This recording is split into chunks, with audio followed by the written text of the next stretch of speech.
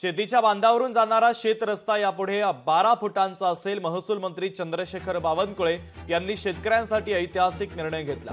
त्यासोबतच शेतातील रस्ते देखील 3 ते 4 मीटर रुंद रस्ते बांधण्याची परवानगी देखील आता महसूल विभागाने दिली।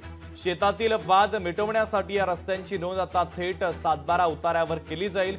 त्याबरोबरच अर्ज 90 दिवसांमध्ये निकाली काढण्याचे आदेश देखील आता महसूल विभागाने दिलेले आहेत। या निर्णयामुळे आता ट्रॅक्टर, रोटावेटर, हार्वेस्टर सारखी मोठी वाहनं आणि अवजारं थेट शेतामध्ये नेता येणार आहे। तब्बल 60 वर्षांनंतर महसूल विभागाने हा ऐतिहासिक निर्णय घेतल्याने शेतकऱ्यांमध्ये आता समाधानाचं वातावरण आहे।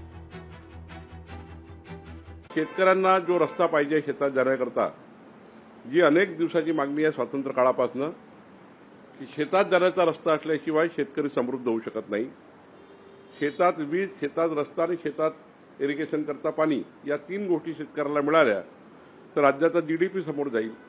आणि म्हणून सर्वात महत्त्वाची अडचण या महाराष्ट्रात पुढच्या 5 वर्षामध्ये आम्ही सोडवतो आहे। मोजणी करून शेतकऱ्याला ताब्यात देऊन त्याची 7/12 नोंदणी घेऊन या राज्यातल्या शेतकऱ्याचा माल पावसाळ्यामध्ये मार्केटमध्ये गेला पाहिजे। या राज्याचा सर्वात मोठा हा जो टास्क आहे की प्रत्येक शेतकऱ्याला रस्ता मिळावा, पक्का रस्ता मिळावा। आज डांबरीकरण नाही करता येणार, पण माती मुरमाचा जरी रस्ता आला शेतकऱ्यांना तरी त्यांचं शेतीवर 2 तरी पिके त्यांना घेता येतील, अशी योजना आम्ही करतोय।